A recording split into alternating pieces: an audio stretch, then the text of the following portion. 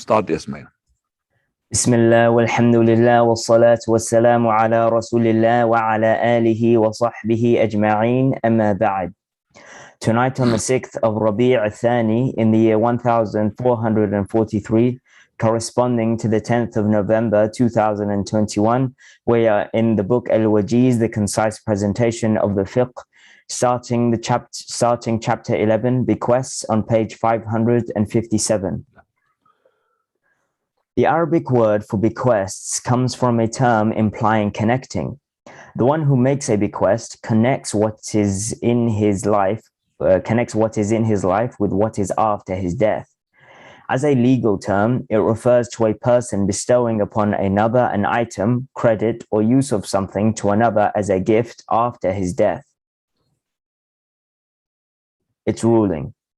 Okay. Alhamdulillah wa salatu wa salamu ala rasulillah wa ala alihi wa sahbihi wa mawala. Al-Wasiyah, they call it the bequest, and also it is the will. But the bequest is something that you give as a gift, not instantly.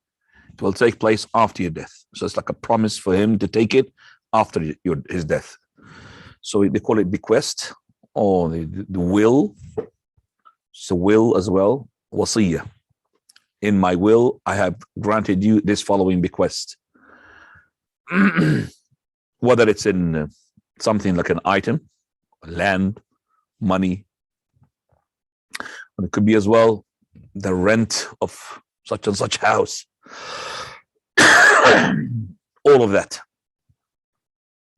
But this, as I said, will take place after the death of the person. This person is allowed to change his will. So in his life, he made a will that he's going to give a car to such and such a person. Before he died, he didn't want it. So now nobody would say to him, you're not allowed to change your will. It's his money. This money is still his. And it did not transfer to that person until after his death, because it's all a will. It's not an instant present. The present, as soon as you say to the person, I'm giving you this gift, and you hand it over the key. Okay, so once the key goes into the hands of that person, I'm not allowed to change my mind. But if the key is still in my pocket and I said, I'm going to give you the car, he didn't have any possession of the car, I could change in the meanwhile because I didn't give him. And they could refer to the classes regarding the gift. But the will, as long as I'm alive, I'm the testator, I'm the person who's going to give this bequest, I'm allowed to change it whenever I want. As for him to accept or not accept,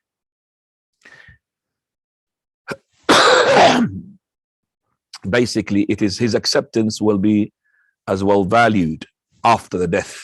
All right. So before the death, yeah, you could say that I don't want this will. Yes, but I'm just saying he hasn't got the right to say that give it to me now.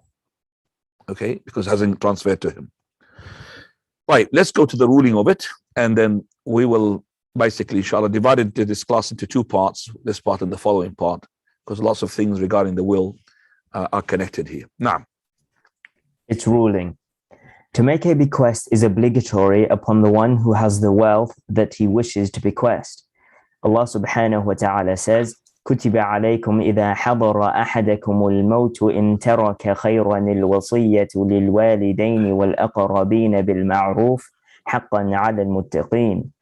It is prescribed for you when death approaches any of you, if he leaves wealth, that he makes a bequest to his parents and next of kin, according to reasonable manners. This is a duty upon the pious. Abdullah ibn Umar narrated that the Messenger of Allah sallallahu alayhi wasallam said, it is not right for a Muslim who wishes to bequest something to spend 2 nights except that he has his written bequest with him. Right. It's ruling, he had chosen the author that is to be compulsory upon every person who has wealth. The opinions of the scholars regarding the rule of the will, the rule of the bequest, is it compulsory or not, is of 3 opinions. Opinion number 1, which has been chosen by the author, that is regardless of how little is the money that you've got, you have to make a will. So once you have money with you, you have to leave a will, a bequest, whether the money is lot or too little. And this is the madhab of Ibn Hazm, and also from the scholars of the Sahaba, Abdullah ibn Umar, Talha wa Zubayr, Abdullah ibn Abi Awfa, wa Talha ibn Mutarrif, and we're going now down to the followers, Tawus wa Sha'bi, and all of those. They have said that it is compulsory, and they have used the same verse which is being just recited to us now. Second opinion is to say that it is compulsory to the walidain, the parents, and those who are next of kin, which do not inherit by the inheritance of Allah. So it's not like your direct father. It's like, for example, the father of your mother. Okay, so this is not direct father. A father who does not inherit. A grandfather who is in the presence of the father. So your father is alive, your grandfather is alive. If you die, your father will block your grandfather. So you have to make a will for your grandfather. That's how it says. That is the second opinion, which is the weakest. And this is the opinion of Masruq, Iyas, and Qatada, and Ibn Jarir, and the Imam al-Zuhri.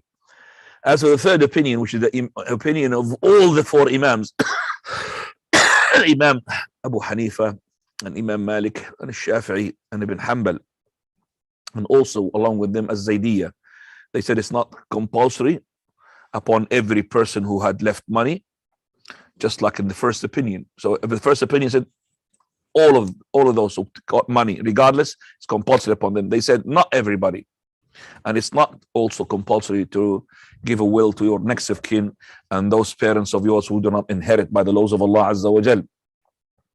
They're saying it could be compulsory, it could be recommended, it could be even haram, and it could be disliked, or it could be just permissible.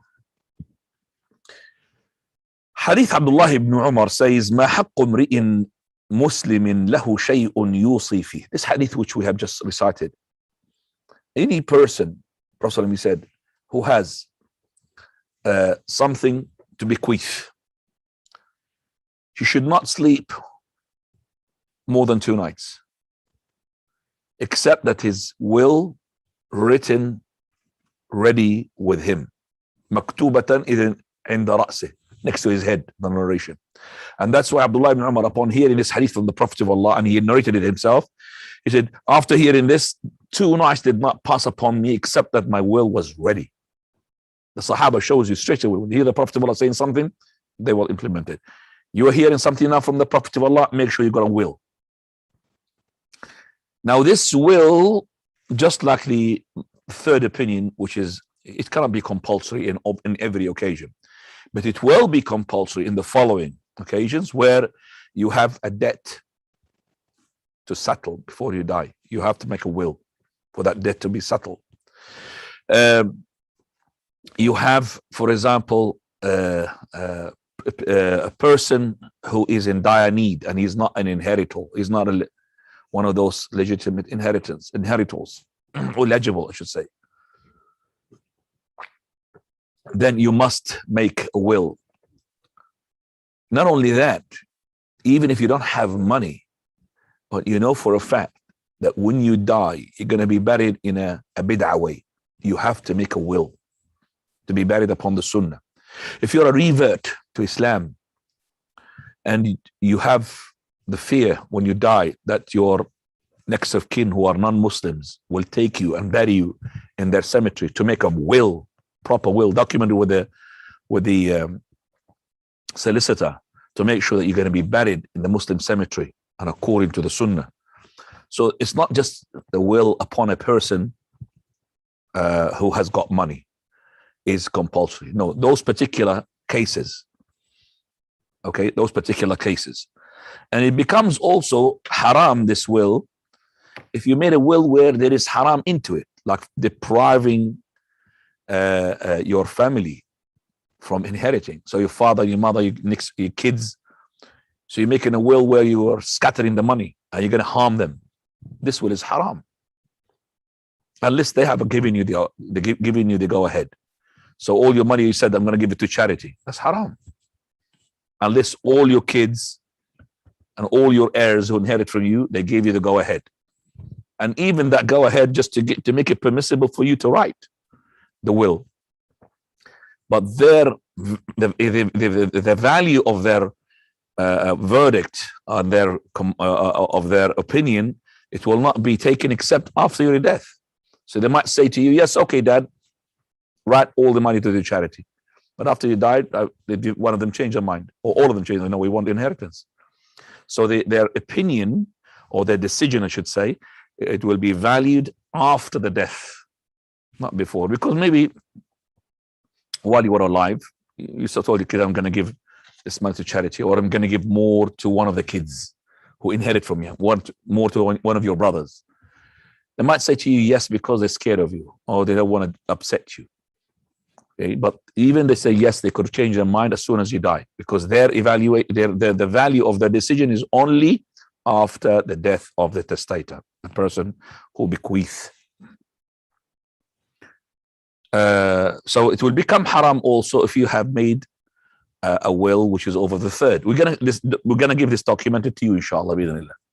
So if it is over the third as well, it is not allowed, unless also again the heirs allow you to do that, and their decision will be valued after your death. They might change their mind. They don't want to, give you waive out the over the third excess.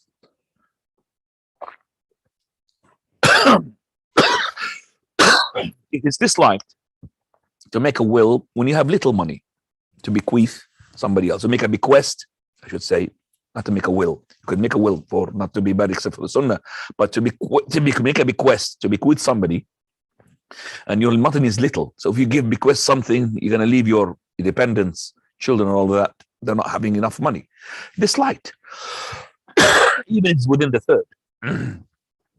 Even it's within the third. Right. Now we come to how much, which is the third. How much? Fadal. The amount of wealth recommended for a bequest. Sa'ad ibn Abi Waqqas said, the Prophet ﷺ came to visit me while I was in Mecca, and his dislike for one to die in the land from which one had emigrated. He said, may Allah have mercy on Ibn Afra, who died in the land from which he had emigrated. I said, O Messenger of Allah, shall I bequest all of my wealth? He said, no. I said, half? He said, no. I then said, a third? He replied, a third is permissible, but even 1/3 is a lot. For you to leave your heirs wealthy is better than to leave them dependent on what the people give them via begging. Whatever you spend properly will be an act of charity, even the morsel of food that you raise to your wife's mouth. Perhaps Allah will lengthen your life so that some people may benefit from you, while others will be harmed due to you. At that time, Sa'ad had only one daughter. Right, so here shows you the keenness of the companions to give everything for the sake of Allah. He wants to give all his money. He's got one daughter, the inheritance. And his daughter, when he dies, she will take all. She will take half, okay?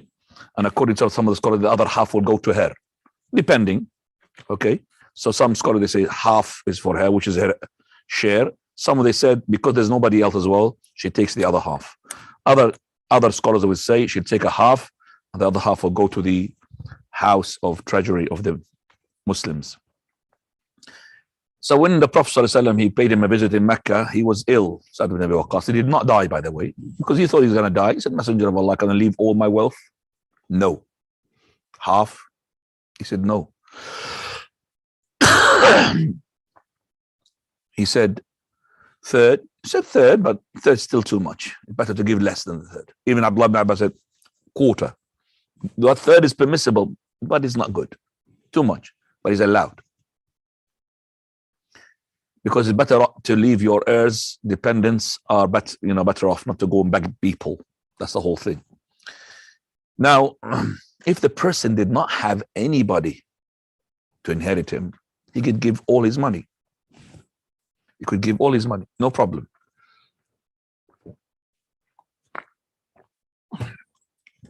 But in this case, I want to discuss, he's got a daughter, and the daughter, she inherits only a half. That's the maximum share of a daughter. And the other half differs among the scholars. Said some scholars, they say the other half will go to her. Other scholars said, no, she's not an agnate. If it's a son, yes. If she's an agnate with a brother, yes. But on her own, no. Only a half, and the rest of the half will go to Bayt al-Mal, Bayt al-Mal al-Muslimin. But in this case, he asked, can I make a bequest of half? Okay. Whereas the other half is only one half is going to go to his daughter, because if he had nobody, nothing there, he could bequeath all of his money, no problem. That's why the scholar, they said, some of them, they said, no, he cannot bequeath all his money, bequest all his money. A third, and the rest will go to Bayt al-Muslimin under the authority of the governor. Some, they said, no, he could bequeath all of it. And that's the correct opinion, because the third is only being made there not to be unjust to your heirs. So if you had no heirs, okay, then they said you could bequeath more than that. And the Prophet of Allah here in this hadith answered Sa'd ibn Waqqas not because he's got a daughter. He didn't ask him, how many kids do you have? Maybe the Prophet doesn't know. He's asking in general, shall I give a will to all my money? So he didn't ask him, does you have heirs or not? He said to him, no. Half, no. He said to him, third, yes. Third is yes. So a third, in the case you have heirs which will inherit more than a third. But if you have no heirs, or an heir of, like, for example, like this daughter, you could make a will over the third, because her share is guaranteed. The sister, the daughter, she will take a half. Now, فضل. Allah musta'an. There are no bequests for the predetermined heirs. Abu Umama al-Bahili said that he heard the Messenger of Allah sallallahu alayhi wasallam say during his speech of the farewell pilgrimage, verily Allah has given each his due right. Thus, there is no bequest for the predetermined heir. Okay, there is no bequest to the predetermined heir, meaning which Allah had said that they will inherit. You cannot make a will, a bequest for them. Why? Because you're going to be transgressing onto the right of Allah Azza wa Jal, and He is the one, Allah the Almighty, knows who's closer to you. That's why He divided the money and the inheritance according to the law of inheritance. By the way, we're going to study that after this, laws of inheritance. So each one Allah's given him. For example, if it's a son and a daughter you left, the son will take 2/3. She'll take 1/3. And if there's a mother and a father, the father and the mother will take 6th and 6th, each one of them, and the rest will be divided between the son and the daughter. So Allah Azza wa Jal had divided Himself in the Quran, and the Sunnah of the Rasul added as well to it. We are not allowed to make our own laws. So that's why the Prophet of Allah sallallahu alaihi wasallam, he said, "Inna Allah a'ta kulla dhi haqqin haqqa." Allah Azza wa Jal has given to each person his due right. فَلَا وَصِيَّةَ لِوَارِثٍ. There is no bequest to somebody who's already predetermined heir. I mean, Allah had said to him, he's an heir. You cannot make so you can't give more portion to a son, because he's going to inherit by the laws of Allah, or more portion to the wife, or more portion to the. You cannot, because they are being determined. Because you're going to be making now. You're going to be making something which is, I would say, harm to the heirs. Allah knows who is better or who is closer to you. This hadith is, as the scholars have said, is one of the hadiths which is, even though it is hadith ahad, meaning it's not mutawatir, yet it abrogates, cancels the ayah which we have just said, al-wasiyyah lil-walidayn wal-aqrabin, to make a wasiyyah, a will, bequest to the walidain, to the ones who are parents. So your father and your mother, your direct parents, there is no will for them. Cannot be questioned, because they are heirs. They are predetermined heirs by the Almighty subhanahu wa ta'ala. Either you interpret these two parents, meaning which is indirect one, like grandfather, grandmother, with the presence of the father and the mother, or they are linked from your mother's side, so they don't inherit. But the real father of yours, he is a predetermined heir. He is a legitimate heir. He is eligible heir. He will take by Allah's law. How can I make a bequest for him? It's not allowed. So this ayah was abrogated by this hadith. لا وصية لوارث. And this is a hadith which is not mutawatir can abrogate an ayah which is mutawatira. Abrogates the meaning of it, which is you cannot give to somebody who is already a predetermined heir a portion which is extra than the portion which Allah subhanahu wa ta'ala had given him. Unless, as I said, with the approval of other heirs. Unless with the approval of other, but that will be valued after the death of that person, not before his death. They might say yes, but they might change their mind. طيب تفضل. What should be written at the beginning of the bequest? Anas said, they used to write the following at the beginning of their bequests. In the name of Allah, the most compassionate, the most merciful, this is the bequest of so-and-so who bears witness that there is none worthy of worship except Allah, alone without any partners, and that Muhammad is his slave and messenger. He also bears witness that the hour is coming without any doubt, and that Allah shall resurrect those in the graves. I advise those whom I have left behind from my family to fear Allah and make matters proper between them. I also advise them to obey Allah and His Messenger, if they are truly believers. I advise them with what Prophet Ibrahim alayhi salam advised his two sons and Yaqub. O my sons, Allah has chosen for you the religion, and therefore do not die except as Muslims. Okay, right. So this is what they used to write. Bismillah ar-Rahman ar-Rahim in their will. This is what so-and-so had willed, and this is the will of so-and-so. This you could document it with a solicitor, but you say that Ashhadu an la ilaha illallah, Ashhadu Muhammad Rasulullah, and you start with these phrases, which is that they believe in the hour and that Allah Azza will resurrect the people in the grave, and so on and so forth. And then you will admonish your family to fear Allah, keep up to the prayer and all of that.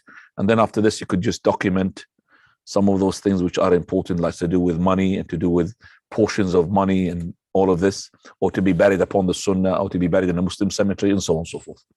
Right. Continue, please. When does the person receive what he was bequeathed?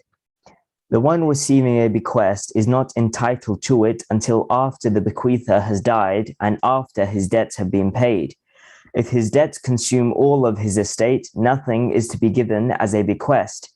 Ali radiallahu anhu said, the Messenger of Allah sallallahu alayhi wasallam used to settle the debts before fulfilling the bequests, even though you recite in the Quran after any bequests made or debts to be paid. The Quran says, من بعد وصية يوصي بها أو دين, after a wasiyah or dain, but actually the dain, which is the debt, takes priority. So the prioritization when somebody dies, first thing goes out of his money, his funeral cost. The grave, the shroud, all of that, the funeral cost. Then after that, the debt. Then after that, the will, the bequest.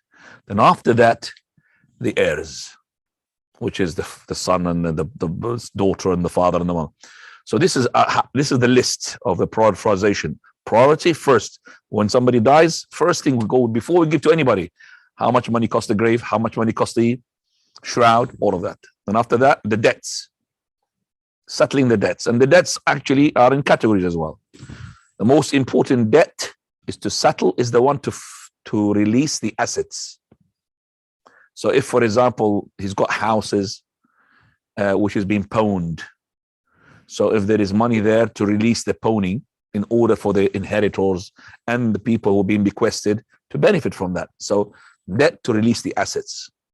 Then after that, the debt, this is within the category of debts. Then after that, the debt, which is Allah Azza wa Jal, meaning a person died and he hasn't paid his zakah. So his zakah was due. So zakah has to be taken out straight away to be given to the poor people. Or he's got an expiation. So some money will be taken to expiate. Or for example, ransoming, which is the fidya. It has to be fidya because he had a fidya on him. Some money will be taken for the fidya. before any money goes to anybody else. Third type of debt, which is the debt of the people. So a person is in debt to him by £100, so £100 will be taken to that person, £100 to the other person. Then we come to the bequested people. So if there was nothing left, bequested people will take nothing. Okay? And the ones who take from the bequests, they had to take within the third. So that's the third. So if there was an effect on the money, let's say, for example, the bequest was to 2 people, and it was actually £200, so 100 each. And because the person who had left the will, he left only £1,000, the one who died. So the loans taken away and everything, and the funeral procession, the zakah, and all of that, they were left with what? With 500 or 400 pounds, you say. Actually, 300 pounds. Maybe 300 pounds he left, and he's got a bequest of 200 pounds. They can't take 200 pounds because 200 pounds is more than the third. The third of the 300 pounds is 100 pounds. So because it's 100 pounds, this is the maximum, and they've been bequested to 100. They can't take 100. They will take 50. 1/2 is 50% of that. So they will take which one of them?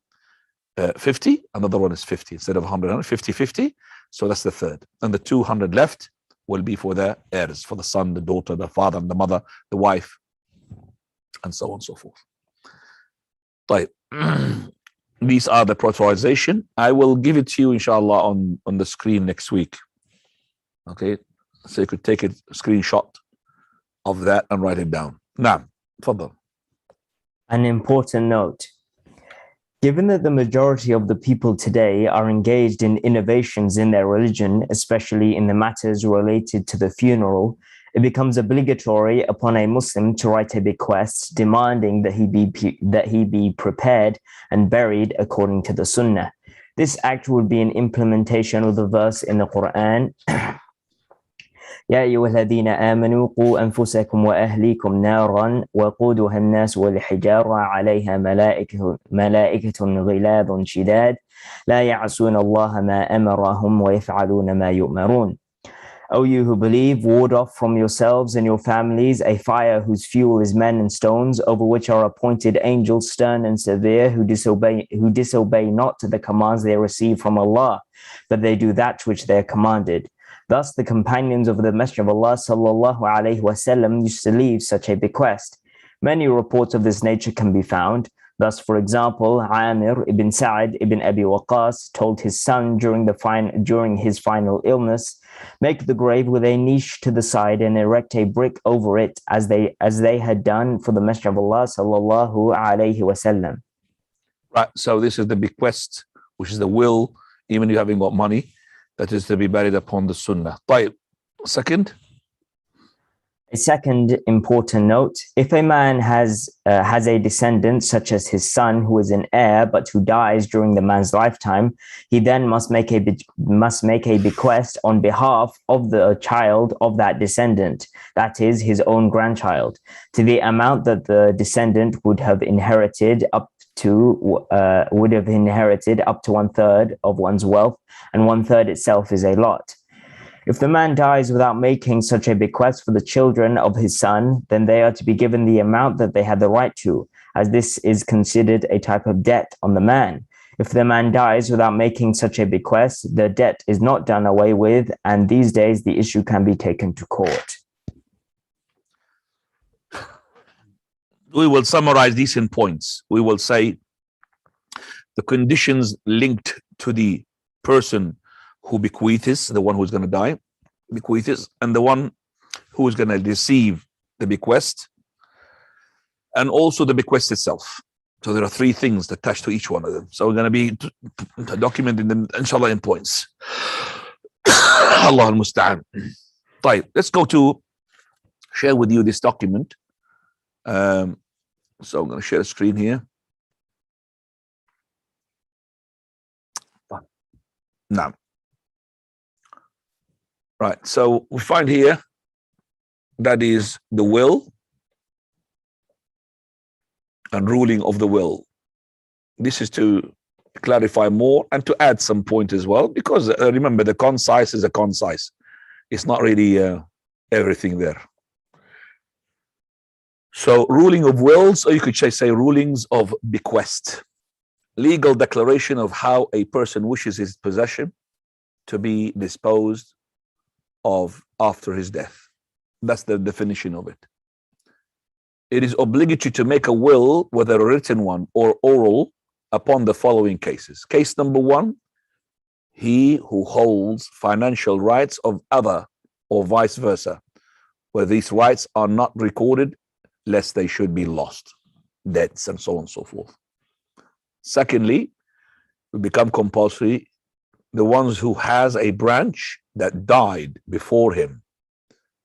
So you've got a son, he's died before you, the one who is the father, and the son of yours, he has sons, they are grandchildren. Those grandchildren, they will not receive any inheritance from you as a grandfather if there was other sons present. So if one son, let's say that this man has got two sons, and one of the sons has got sons, and the other one has got sons as well. Two of them have got sons. If one of his sons die before him, so if he dies, inheritance will go all of it to that son. Nothing will go to the grandchildren of the son who died before him. That's the law. So in this case, it becomes compulsory upon you to write the will, which is the last here, the last one we just read just now. Okay, so we have to make a will through which the grandchildren of that dead son of yours before he died before you to receive the same portion as their father is alive. So let's say, for example, you left 1,000, one son you got left, so he will take all the 1,000. But now we know you should make a will by which he will take 500. So 500 I'm going to make. So that 500 is to the other son. Now that 500 is going to be over the third. And who's the one who's going to be basically who is going to be responsible for waiving out that thing is the other son. The other son said, okay, we could say yes at the moment, and later on he could change his mind because he does only a third. So he should really bequest. So the person who is going to be dying, he should really put his will that if the son of his is alive, but if it's going to be exceeding the third, the only one to waive out that above the third is the other heirs, which is in this case the other son. If he said yes in his lifetime, the lifetime of the father, okay, but he might change his mind because, as I said, it will be valued only after the death of that testator. Then he would say only, oh, well, okay, 500 he'll take, or no, it's only a third. I'm going to give him 333. That the grandson which is the nephews and the nieces of his, share that, and I'm going to take the 2/3 of my father's inheritance. Right. And also it becomes compulsory, obligatory, this bequest and this will, he who knows that there will be matters contradicting Islam after his death, such as innovation in the funeral. Like some people are going to dance. Yeah, it's called grave dance. He said, no, I don't want to do that, something with that. Some people are going to be, for example, buried in a way which involves the bid'ah of, carrying the coffin. I've really seen that in Africa. It's called the death dance. They really carry the box where the dead person is, and they make acrobatic movies. The dead person is flying, actually. Allah al-Musta'an. Or, for example, he's a revert to Islam. His next of kin, the relatives of his from the other side, they are non-Muslims. Once he died, they might bury him in a non-Muslim way, in a non-Muslim cemetery. So he will make a will here, a must upon him, to be buried in a Muslim cemetery. Because his family, they will take him to a non-Muslim cemetery. Also, inheritance will not be implemented according to Islam unless stated in a will. So you're living in a non-Muslim country. You know that when you die, everything goes to the wife. Some go to the children. So you want now this is to be fair and just. So you make a will that you want your money to be divided according to the Sharia, and you put there the one who what do you call it? The one who executes the executor. Is what the executor? The one who executes the will, basically the one who implements the will. He will take this will to be implemented. So you write that into your will. I want my money to be divided according to the Muslim way. You could put as well Hanafi, or you could put the Shafi'i madhab. Okay. So each one is got, because the Hanafi gives the heirs money, even they are not like the father and the son. He gives, for example, the cousin, whereas the Shafi'i, no, he said the rest does not go to them. It goes to the Bayt al-Mal. Anyway, so you could just choose one of them, but you cannot say, I want my daughter to take a half, another, because you don't know who's alive. Okay, even if you have decided the share which Allah had given them, you don't know who's alive when you die. They could die with you. So you just say, my money to be divided according to the Islamic law. For those who are listening to me and rich and they got money, you have to think about that properly. Document that with a solicitor. Okay, everything will be, because one day I had a person who had called me with the solicitor in his hand, and he's an English person, English solicitor. And he said, this person wants to write his will, and the brother, which I know, he said to me, can you just tell him, how much the mother takes? And I said, no, I can't tell you, because your mother, she could die before you. She could die with you. You should just say that you put in your will who is the one who's going to be implementing the will, execute the will, and also you want it to be done according to the Sharia al-Islam. Khalas. Make sure that it's documented, then it will go through the solicitor. طيب. Coming back to the following point, it is recommended to make a will for those who want to give a portion of their wealth to any good causes, especially from a wealthy person whose heirs are well off. You are a wealthy person, your heirs, your children, mashallah, are well off, they don't need money. And you have, for example, masjid and all of that. So it's good to make a will that some of your money goes to these charities within the third. You could go above the third as long as the heirs, they waive that out, and they keep waiving that out already after your death. Also, it is disliked for those who have insufficient funds, few money, very little money, and whose heirs are in need, so they are not rich, they're not well off, to make a will to give money as donations. Don't give donations, because your heirs, they need your money.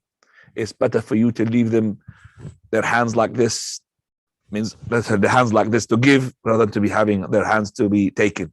Don't make them beggars. Right. After that, go to the following slide, which is this one, I think. 6, 7. Now, a will made by sane, distinguishing child is valid and binding, just as his prayer is valid. And this is controversial. Some scholars, they said, no, he has to be, he has to reach this puberty. Okay? Sanity is important. If he's insane, there will be no will for him. If it's completely insane, regardless of what he says, it cannot be binding. He has to be sane. But to reach the puberty, that's a controversial. And this is the correct madhab, which is madhab Imam Malik. And that is, if he is a child, 5, 6, 7, 8, 9, 10, 11, before puberty, and he knows what he's saying, it's called common sense, his will be binding. And the will is valid and binding if written by testator's handwriting, or if there were 2 witnesses to an oral or written declaration. So if he written it by his own hands, and people can realize that this is his own handwriting, that's a will. Or he had made it oral to somebody and there's 2 witnesses, or he had made to be written, like a written document onto the word documents here. He made a will, and he made 2 people to witness that it is your will. Nobody had written it for you.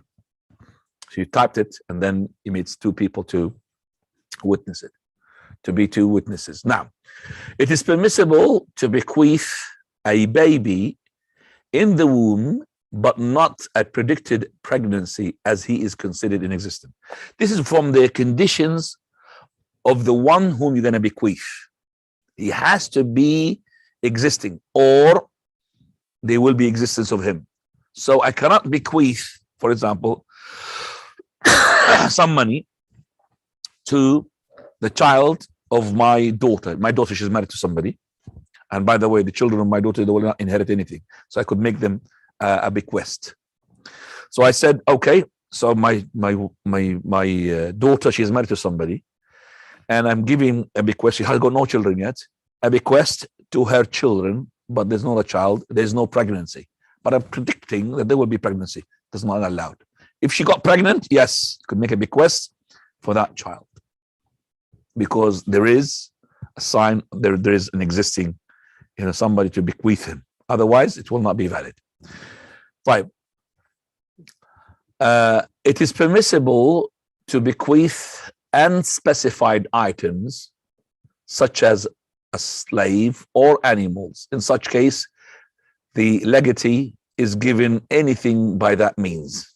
So if, for example, you have put in your bequest that I want to give a slave as a bequest, or an animals. So in that case, I'm saying the person who's going to receive this bequest, he will be giving anything by that means. So it could be, I could give him any animal. So I've got cats, I've got lions and all that. So the cat will be given to him because it hasn't been specified. So I could give him the minimum. So I've got lions and cheetahs, but the lions are maximum price, but the cats are the cheapest. I could give him a cat because he didn't specify. Slave, I could give him the weakest one who's got no muscles, he can't carry anything. I could give him the slave because it's unspecified. But it is permissible to bequeath the entire estate if there are no inheritors. You see, that's what we just said. No inheritors, because all your estate, you could bequeath it as a bequest. It is permissible to the testator, or for the testator, to change his will at any time before his death, which we have spoken about. It is permissible to bequeath Muslims or none. That means non-Muslims. But non-Muslims should not be bequeathed things that are not allowed to be owned by them. I cannot, for example, put a Muslim slave to be a bequest for a non-Muslim, because Allah Azza wa Jal, وَلَن يَجْعَلَ اللَّهُ لِلْكَافِرِينَ عَلَى الْمُؤْمِنِينَ سَبِيلًا. Allah will not put an authority of the kuffar over the Muslims. So I cannot give a slave who's a Muslim to be transferred after my death as a bequest to a non-Muslim. It's not allowed. It is impermissible to bequeath unspecified non-Muslims. I cannot just say, for example, I want to give this laptop to a kafir, a non-Muslim. I cannot say that. I have to specify him. Who is that person? John, Peter, whatever his name. I cannot just say to a non-Muslim like that. It doesn't work. It is impermissible to bequeath in a manner that contradicts Sharia, even if the testator is a non-Muslim. Example, building a church. I cannot, for example, say I want this money to go to build a church, build a tomb for a Muslim grave, printing Bibles, printing, whatever it is, not Quran, for example, something which it is not allowed. It contradicts the Sharia. I am not allowed to bequeath such money for that or to aid that. Finally, this is this page. I've got 2-3 pages left. It is impermissible to bequeath someone that cannot be a rightful owner. So I cannot, for example, bequeath my wealth to my cat, or to a jinn who has been talking to me or possessing me, or somebody who is dead. No, the person who you should bequeath to, it should be a person who can own. Okay, you've heard about people giving all their inheritance to their dog. It doesn't work like that. Dog cannot own. It doesn't know what to do with it. And the government love that sort of inheritance or such bequests, because when the dog dies, they will take the money. So we're not allowed to do that. Cannot give your inheritance to a dog or to something like jinn or to a dead person. We stop here, inshallah. and we will ask you to ask questions regarding the will. Let me just see how many pages are left for me to do. So I will just say here that is page 7, and then after that page 8, page 9, page 10. So I've got 10 pages here, right? And then I've got the executor here, the testator, which is the one. I've got some points regarding him,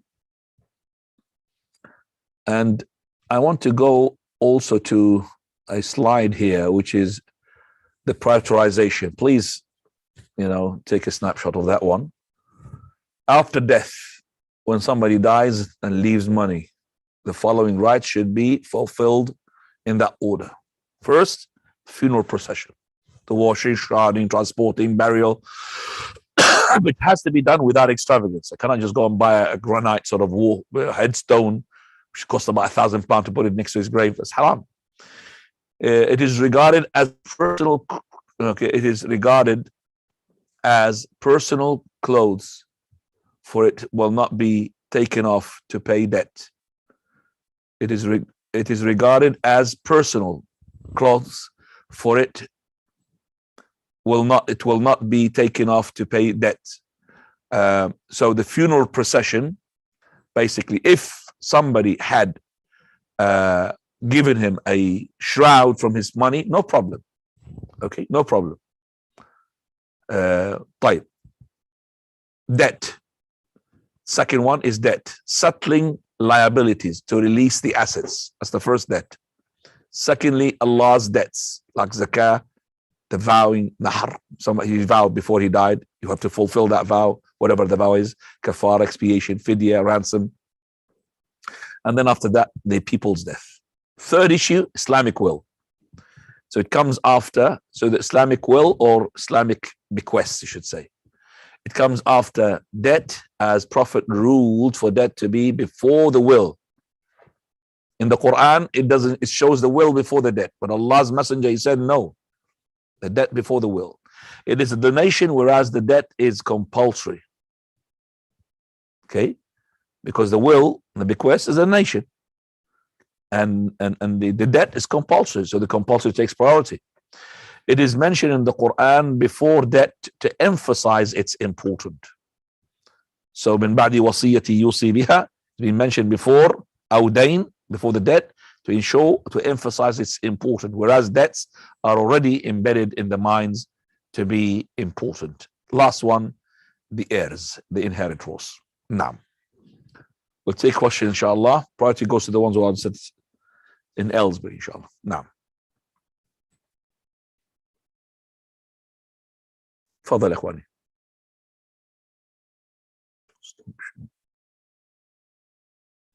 Do you have any questions from the brothers or the sisters? Because if you don't have a question, then I'll go to my slides and go more and explain more. It looks like everybody, mashallah, is going along with this.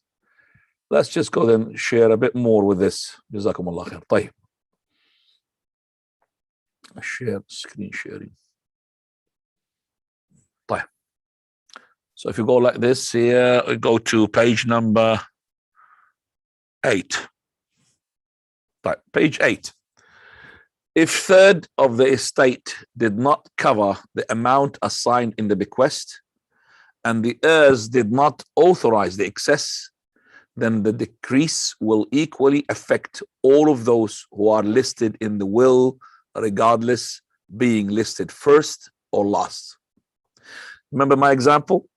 So this person, he had £1,000, and he had 2 people in his bequest. He bequested 2 people, and he's giving them each one £100. Then when the man died, this funeral took money, and then the debt took money, and he's only left with £300. £300, a third of them is £100. So it is less than the 2 bequests, because the 2 bequests, 100, 100 is 200. So we have to do now our ratio to divide that. So each one will take, they will have, the element of decrease. They will have the decrease exactly the same. It will not be going through that this person, first A, because his name is in the bequest, is number A, he will take 100, and the other one will take 0. Because you remember now he's left with 300, a third of it is 100. So the 100 has to go to the ones who's been bequested now, bequeathed. We know that the two bequeathed got 200, but one of them is mentioned first. It doesn't matter if it's mentioned first or second. The element of decrease will go on both of them. The ratio of decrease will go on both of them. So in this case, 50-50. Now, 50%. Fine. If some heirs approved the excess amount above the third, while others did not, then the decrease in shares will be on the heirs who approved it. Meaning, if, for example, that this person who had died, he had made a bequest which is above his third. Okay, let's say to our example, this person, he left 300 pounds. He left 1,000, but it's gone down to 300. The third of it is 100.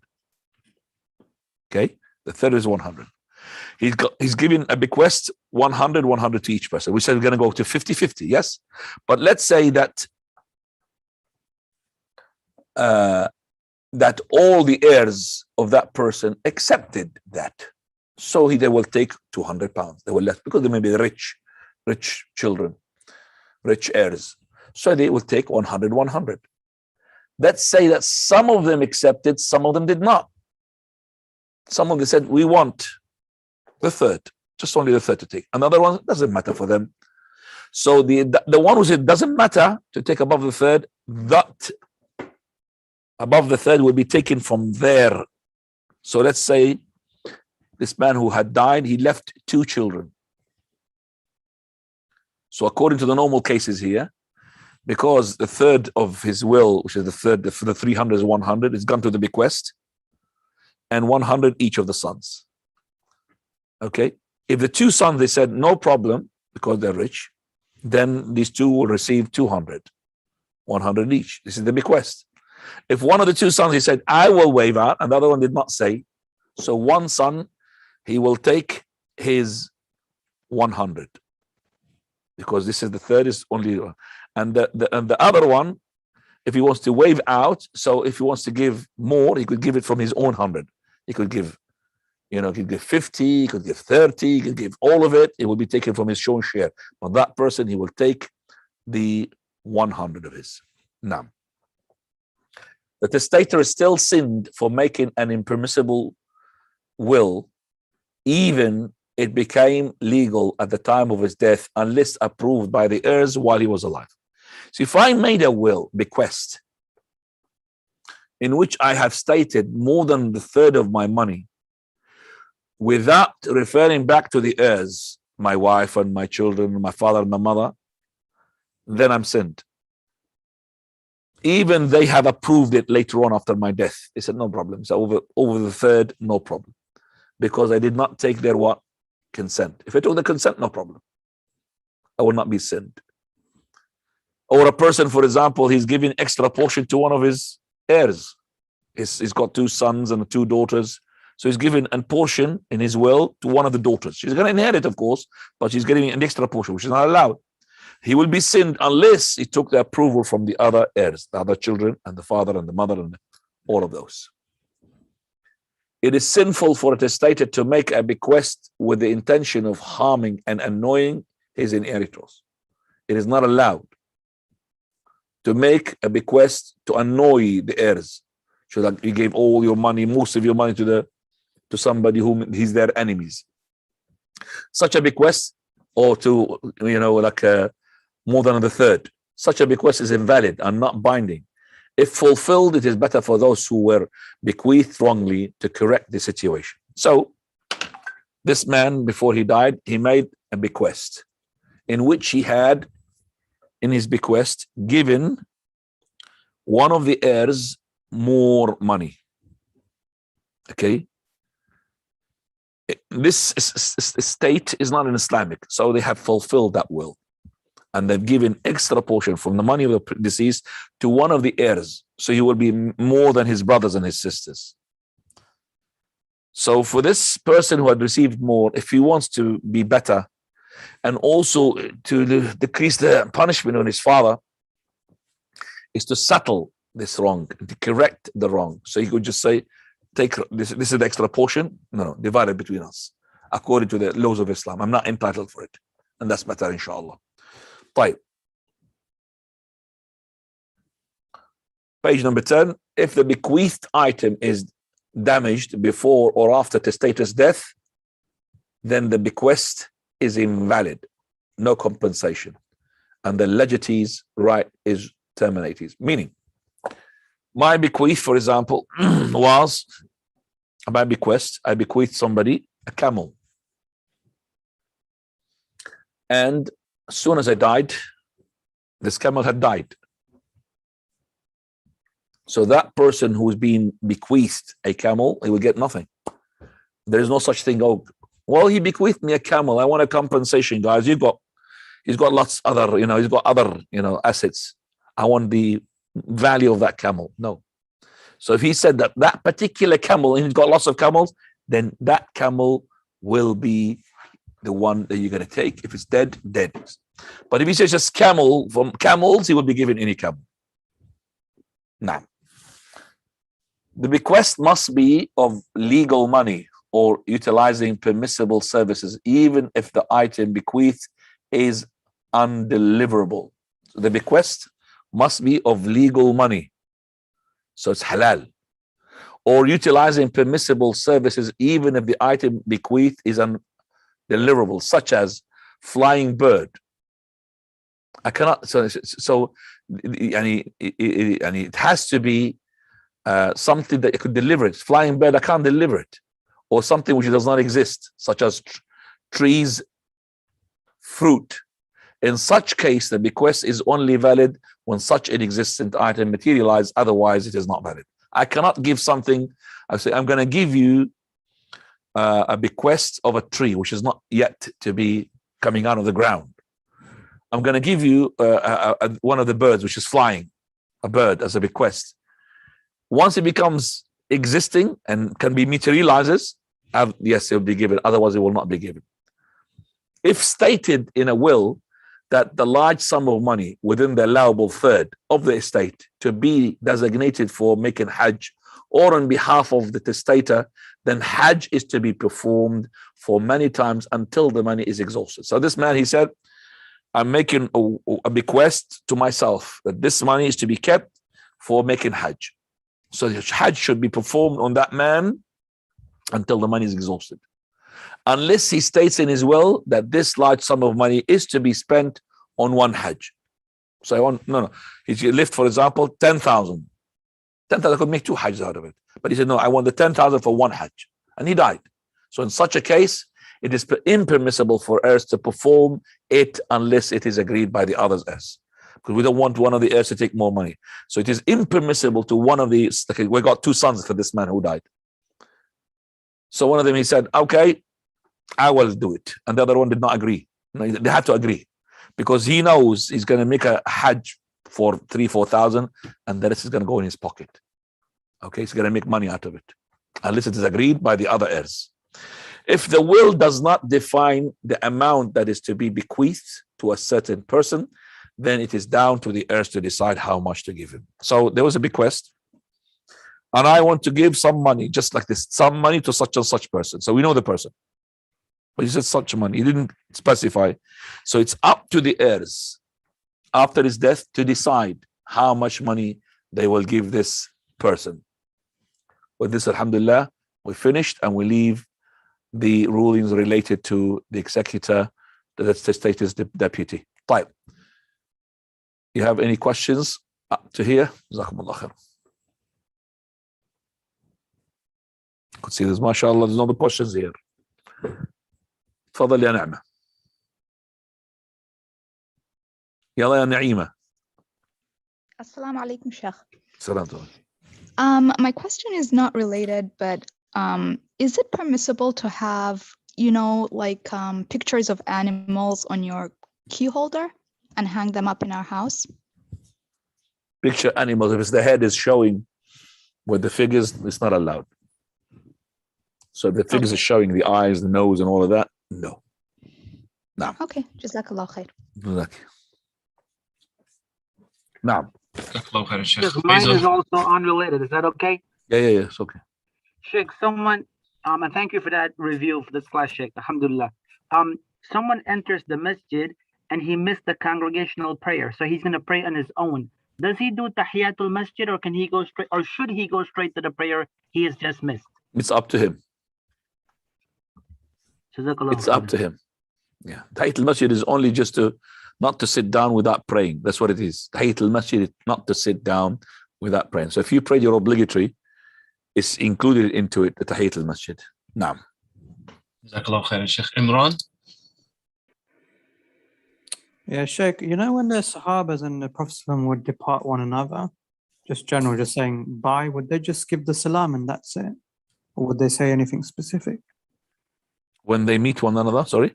No, when they go away from each other. So, they met and then they're leaving one another. Salam alaikum. Okay. Jazakallah. Same thing. Jazakallah khair. Jazakallah khairan, Sheikh. A written question from a sister is that if a woman is on her menstrual cycle, is it permissible for her to make wudu to be in a state of tahara, she asks? How could she be in a state of tahara when she's in her menses? I don't understand that. Trying to understand the question. She's saying she wants to be in a state of tahara while she's in her menstruation? How can it be? I don't know if the sister should understand what is tahara. When the woman, she's on her menses, she's not on state of tahara. But tahara doesn't mean that you're not in state of tahara. It means you are dirty. That means you can't be fit to do the prayer. That's what it means, tahara. The person can be spotless and clean, but he can't pray. Why? Because maybe he's on janaba. He's clean, but he's called janaba. Doesn't mean that you're on janaba, you're dirty. It doesn't mean that. So tahara is a state where you are able to pray. That's what it is. So how can you be in a state of tahara when you are in your menses? It doesn't work. Now. Barakallahu feekum, Sheikh. Go ahead, sister. Assalamu alaikum. Salam alaikum. In the winter time, the salah times are all close together. No. If you think you're going to miss a salah, like not dhuhr, asr or maghrib, can you make the intention to combine? No, you cannot make the content. Why, is he working or something, or is he in the house? Well, the other day I was out and I was running really late, and that question came to mind. The person, he is obligated to pray each prayer in its time. He has to pray dhuhr within dhuhr, asr within asr, maghrib within maghrib, isha within isha. But if there is any circumstances, whether it is winter or summer, that's a different case. So we have jam' combination for a dire need, something really in need. Somebody who's really in need. And that comes to the cases of the sisters, because the sisters, they can't really have a privacy for them to pray. So they have more excuses than the men to combine.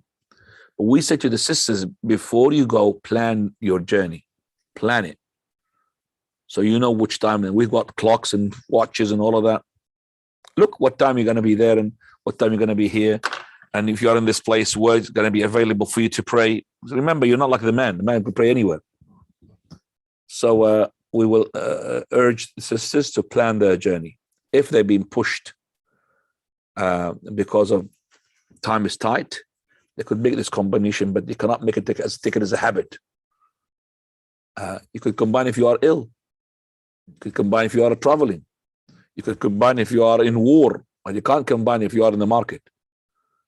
Called market combination. But as I said, you have just said something, which is that in the winter time of the prayer is very close. When you go to do something, you do as much as you can. When you're being pushed to make the combination, do it, but don't make it as a habit. Naam. Ahsanallahu alaykum, Shaykhana. Abu Nasir ad-Din, please.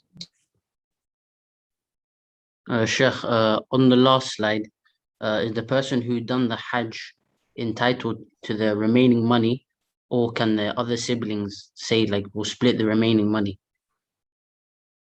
What's the question? It's on the last slide where you spoke about the Hajj. Yeah. So is the person who done the Hajj, are they entitled to the remaining money, or can the other siblings say like we'll split the remaining money? So you said that the person. The question is not understandable because I don't know how can I link it to the last point I said. If the man left money for Hajj, it has to be exhausted until the Hajj is finished. If that money was left and he said only one Hajj to be performed, if it's too much money, no one can do it except by the approval of the other, because we don't want anybody to take advantage. But the other one said, no problem, you just go make it the Hajj because you're going to be extra money. Okay? Yes, Sheikh, but what if they agreed on doing one Hajj, and of course it was 10,000, you said, and then that would mean there'd be money remaining. So, and then the siblings after, can they agree to split it, basically? Can they agree to split the remaining money? Sheikh, when there's an agreement, no problem. As I said, when there's an agreement, there's no problem. So Okay. maybe this person who is going to take the 10,000, he said, I'm not going to go do it until I take all the money. Either you agree, or one of you do it. But I'm not going to go on, because I want to live in luxury hotels. I want to go in 5-7-star hotels, because this money is for one Hajj. Once they agree upon, no problem. It's the agreement. Okay, to agree to split it, to go to very, very cheap hotels, and the rest of the money to split it between them. It's up to them. No. But it has to be performed in one Hajj. You're saying that, can I split it? The question is, no, you can't split it, because the person who had made a will bequest, he said, I want it to be spent into that Hajj. They cannot, so he wants to spend it in that Hajj. So he could really spend it in charity there or something like this. He can't make it back to him. But as I said, one of them has to agree, because he will be living in such, a healthy, a wealthy environment. He will be, Hajj, everybody is keen to have it. Very rich money, a lot of money being paid. Wallahu ta'ala alam. Ahmed, I have to really stop here. Jazakallah khairan, Shaykhana. Subhanaka wa bihamdik. Ashhadu an la ilaha